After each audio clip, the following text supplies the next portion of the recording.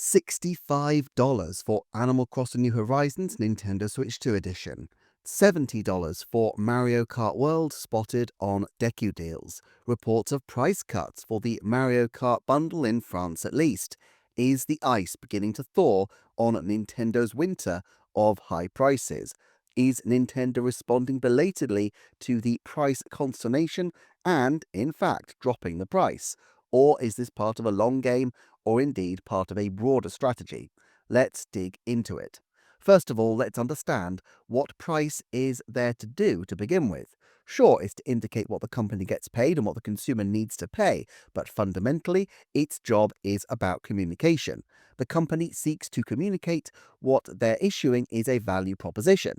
If they priced Mario Kart World at $50, oddly, a lot of people might have queried if there was something wrong with the game because it was being sold at a price so low comparatively. So putting it at the equivalent cost of $50 in the bundle and yet having it as $80 without the bundle was a way of ameliorating those concerns. This was an $80 game, but was being offered at a $30 discount as opposed to a $50 game being offered at $50. Beyond that, a negotiation effectively takes place through consumer action. If the price is set too high, consumers won't purchase the good. That's obviously bad for the company. But equally problematic is that too many consumers might go for your product, and then you have supply issues, which is obviously a particular concern for Nintendo throughout the middle of 2025. For products with extremely high demand but low supply, the only real way to mitigate that demand without running out is to stick to a high price point. I've said before that I don't necessarily think it's to Nintendo's detriment if some people decide to wait a while longer on Switch 2, because even if everybody on Switch were able to pivot over to the new system in year one, it would actually be potentially disastrous to Nintendo if this happened, as they would not be able to fulfill all these orders, and then they would have a feast and then famine in terms of console sales. As far as possible, they want to smooth out this transition so that they can continue to produce a consistent number and sell them. Now, at launch, I think they realised that they needed to set an expectation for what the top price would be for games coming on this system throughout its lifetime. On Switch, only very rare games broke the $60 barrier. Ring Fit did because of its eponymous fitness ring, and of course Zelda Tears of the Kingdom did, with the price often ascribed to the increased size of cartridge needed to store the contents of the game. Mario Kart was obviously a way to move the needle, and while it might have been more comfortable for Nintendo if Sony and Microsoft had got there first with an $80 price point, they were up on the plate and felt they needed to take a swing. Irrespective of people's views on whether they should charge these prices, the fact remains that $80 is perfectly consistent with Nintendo's pricing strategy for decades when expressed in real terms. Now, personally, I think choosing to tie this into the launch of the Switch 2 was actually a fairly legitimate time to make such a change, in that nobody who owns the hardware can say that they were surprised at the price range. This is not the case where in the middle of a console lifecycle we see huge spikes in the price of games. And that's not to say that we won't see $90 or $100 games in the Switch 2 lifespan potentially. I suspect that depends more on inflation and the length of the Switch 2's life. But clearly Nintendo feel that for a game that would likely still be in demand a decade from now, $80 for Mario Kart World is a price that they could stick to through potentially diverse economic climates.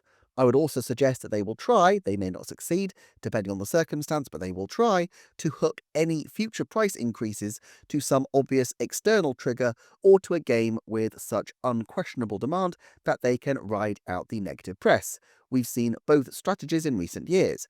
$80 linked to the Switch 2 release, while $70 was used for Tears of the Kingdom's release, a game which scored 20 million in sales pretty much within weeks. If they release a mid-gen refresh of this console, then there might be an opportunity to introduce a further price hike in the games should they wish to, and I think in an ideal situation, they actually don't wish to. More through luck than judgment, the Switch generation has been able to keep its prices all generation long, with inflation effectively giving consumers a gradual price dip over the 8 and a bit years, meaning that Nintendo could make the system more affordable in absolute terms simply by holding their prices and reinforcing a perception of the company of maintaining the value of its products. Something those of us who can remember back to previous generations will know hasn't always been true, as Nintendo has done sales and discounts previously. It's just that it suits them to say that they don't for the time being, as it preserves the sense that these games will not dip in price, and indeed, if market conditions continue as they have been, perhaps they won't. I've always suspected that this is one reason why they went for an $80 price point right from the off in June. $80 is not vastly above the real terms value of $60 in the previous generation. So from their perspective, which I appreciate is not always the consumer perspective, but from their own lights, they are maintaining the value of their games on the system. The thing is, a high price point doesn't empty the options box in the future. Indeed, there's reports of Nintendo dropping the price already for Mario Kart World, and because of the bundle, very few people actually bought at the $80 asking price anyway. However, they were kind of obliged to have $80 as their top price if they wanted to sell $20 Switch 2 Edition upgrades on their existing suite of $60 games without disadvantaging their previous customers. Therefore, I think they bit the bullet and introduced $80 as a price point for some titles as a way to safeguard against other problems in the future. I don't know whether they expected the scale of the backlash they received, but I'm sure they did appreciate some degree of negative feedback would come their way. But evidently they thought, and they were probably right, that the launch of an exciting new console was the best time that they could absorb the inevitable negative impact of this pricing decision. If you're going to do something controversial, do it at a time when everybody wants a piece of what you're doing. They have now broken that ceiling and communicated to audiences that some games will be $80. But that doesn't mean that all games will be $80, and we saw with Donkey Kong Bonanza that they clearly didn't want to use this price level for all new games, even though issuing a $20 DLC soon after release complicated matters somewhat.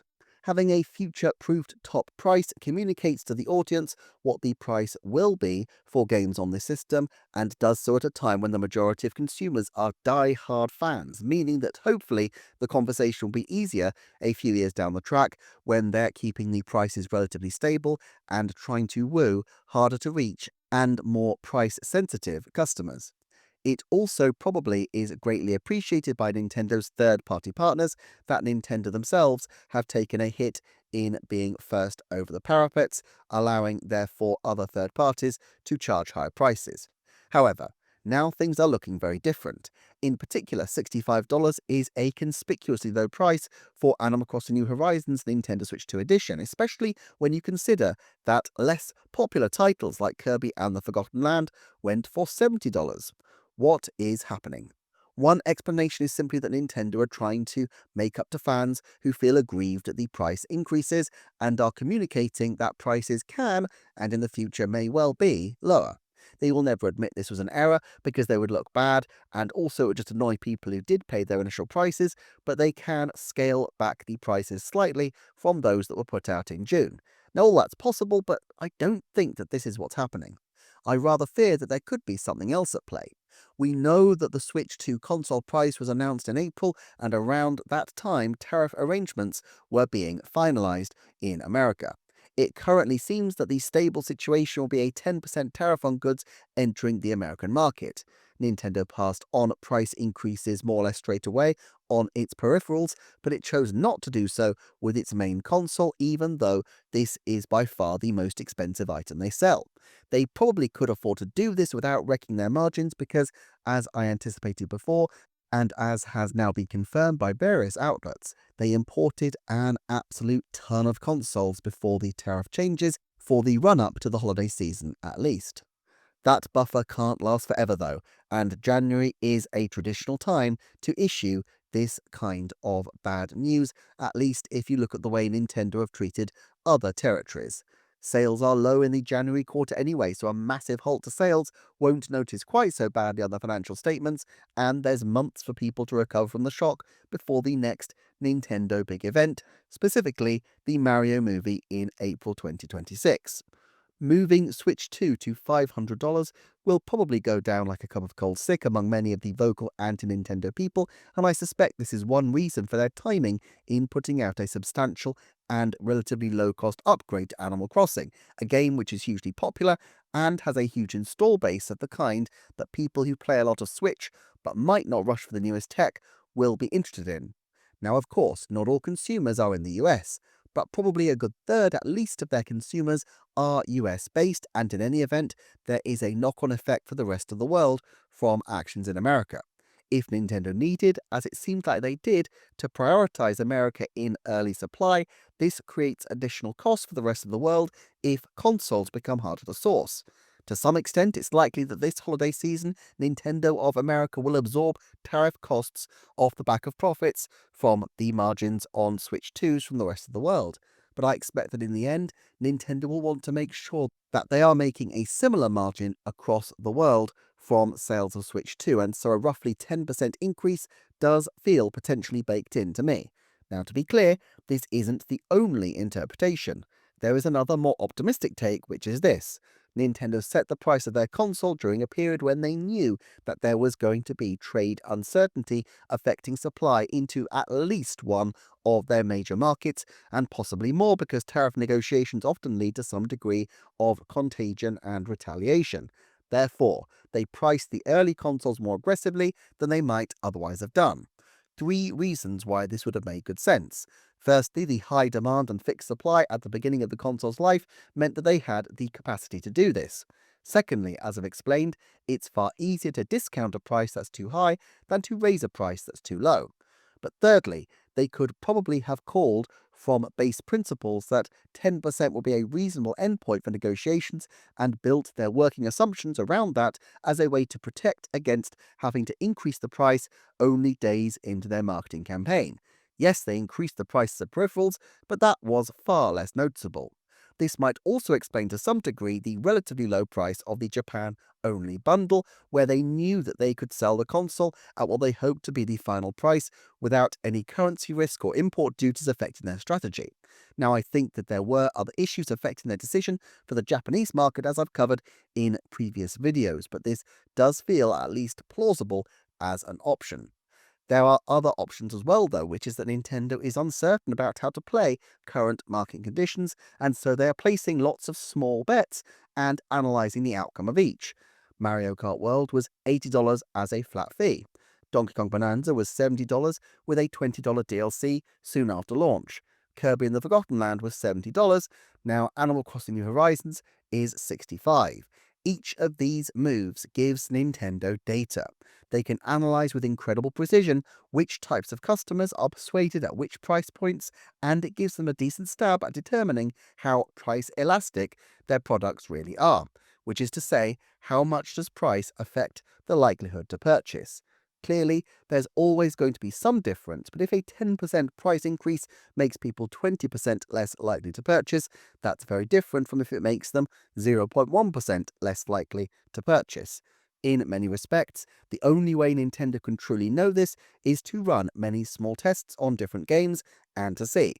There's also just a fringe benefit to this, which is that it keeps people guessing and assuming that Nintendo are just mad as a box of frogs, which frankly I think is a large part of their strategy anyway, as being unpredictable also helps them be surprising, and one of their targets is always to surprise and delight. However, the biggest factor influencing matters here is the reality that Nintendo is starting to push beyond the earliest of adopters and into the more price-sensitive consumers. This is particularly true of Animal Crossing customers. These include people who were, in significant numbers, brought into the Switch ecosystem as a consequence of that single game, and they tend to be more casual, tend to be more female, and from the fact that it's been attached to the Switch Lite, may be more cost-conscious. What you could charge for an upgrade for a major niche title like Metroid Prime 4 Beyond might not be quite as possible for the audience of Animal Crossing New Horizons. It's also quite possible that Nintendo could start to explore other potential bundles. It's perfectly possible they could issue a version of the machine that includes, with the asking prices, upgrades for some Switch 2 games for free, assuming of course that you have the original games. This wouldn't be effective with all titles. Only a few million people have Pikmin 4, for example, but 10 times that number already own Animal Crossing New Horizons, so a game could certainly make it work.